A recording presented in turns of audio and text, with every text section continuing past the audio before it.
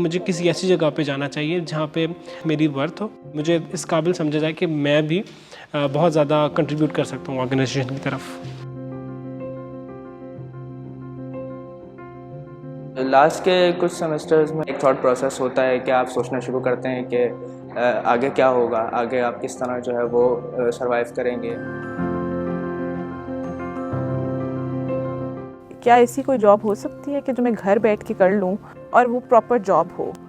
तो फिर मैं ये सोचती थी नहीं, इस तरह नहीं हो सकता, मुझे बाहर तो निकलना पड़ेगा और जॉब करनी पड़ेगी।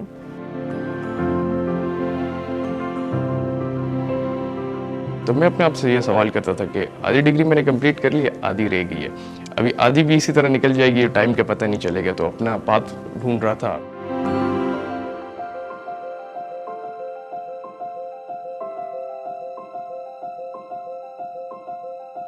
मैंने बहुत सी जगहों पे अप्लाई भी किया, डिफरेंट इंटरव्यूज़ भी दिए, जो प्रॉपर जॉब होती है उसके लिए एक्सपीरियंस मांगते थे। और मैंने तो की भी, बल्कि अनपेड इंटर्नशिप थी, दोनों मेरी इंटर्नशिप जो थी वो अनपेड थी।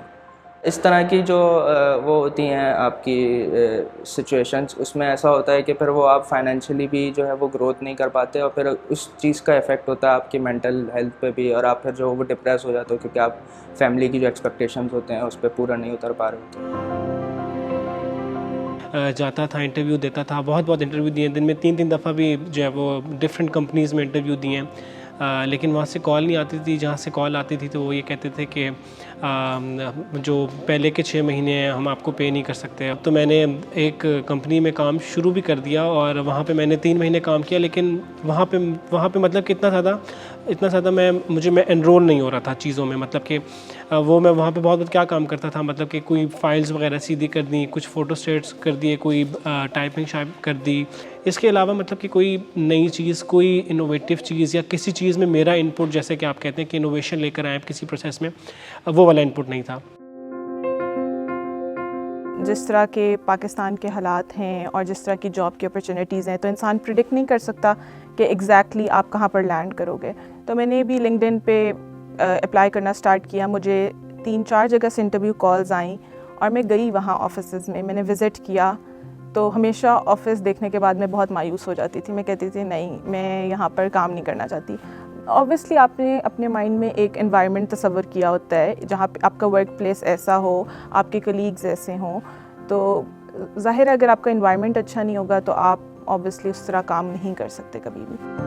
शहर में जो लोकल स्टार्टअप्स वगैरह जो कंपनीज काम कर रही हैं, वो लोग फ्रेश ग्रेजुएट्स को ज़्यादातर प्रेफर इतना नहीं करते थे। यहाँ पर जो हमारा है, तो आप क्योंकि उनको ट्रेन करना पड़ता है, उनको आप सिखाते भी, और दूसरी बात है टाइमिंग्स का इशू आता है। मैं 7th सेमेस्टर में था, तो 7th सेमेस्टर और 8th सेमेस्टर की मुझे क्लासेस भी लेनी थी। क्लासेस के बाद मैं फ्री होता था, तो वो as a part time job मैं कर सकता था। और पार्ट टाइम जॉब वहाँ पर इस तरह स्केड्यूल्स होते नहीं है पेशावर के अंदर कि आप पार्ट टाइम जॉब कर सके, तो वो एक काफ़ी मुश्किल टाइम था। लेवरीफाई का जो MTO प्रोग्राम है बेसिकली, उसमें एक तो ये 6 मंथ्स का प्रोग्राम था। तो मुझे ये तो चीज़ कंफर्म थी कि 6 मंथ्स आपको कोई फ़ारिग नहीं बिठा सकता, तो कुछ काम होगा जो करना है।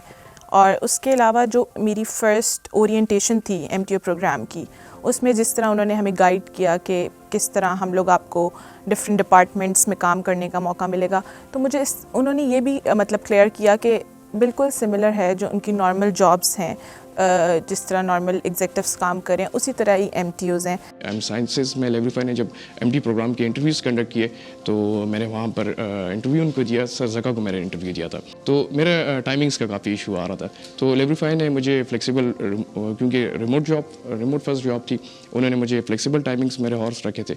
उसके साथ साथ इंस्टीट्यूट ने भी मुझे काफ़ी हेल्प आउट किया। मेरे जो वर्किंग हॉर्स थे उसके अलावा मेरी क्लासेस उन्होंने शिफ्ट कर दी, जो कि मॉर्निंग टाइम आती थी। 50,000 उनकी स्टार्टिंग सैलरी थी, मतलब कि कोई भी ज्वाइन करेगा तो उससे 50,000 से कम तो मिल ही नहीं सकता।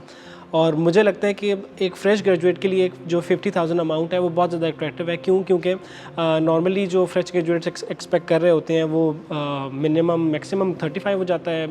इससे ज़्यादा तो मेरे ख्याल से कोई आपको कंपनी देती ही नहीं है। लेवरीफाई और बाकी जो दूसरी इंडस्ट्रीज़ और कंपनीज़ हैं, अगर मैं उनको डिफरेंस देखूं तो उसमें सबसे बड़ा डिफरेंस है कि वो लेवल ऑफ रिस्पेक्ट जो है एम्प्लॉइज़ का, वो नहीं है। अब मैं जैसे इंटर्नशिप्स करके आया हूँ, तो उसमें हम लोगों को एज इंटर्न ही समझा जाता था, मतलब कि आप जो है वो बाहर के हैं, आपको कंपनी का हिस्सा नहीं है। लेवरीफाई है वो बहुत ज़्यादा पर्सनल डेवलपमेंट पे काम कर रही है।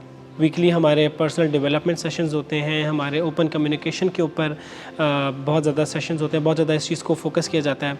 ऑन द अदर हैंड हमारे प्रोफेशनल एथिक्स के ऊपर बहुत ज़्यादा हमें फोकस किया जाता है, हमारे सेशंस होते हैं, हमारी डिफरेंट एक्टिविटीज़ होती हैं।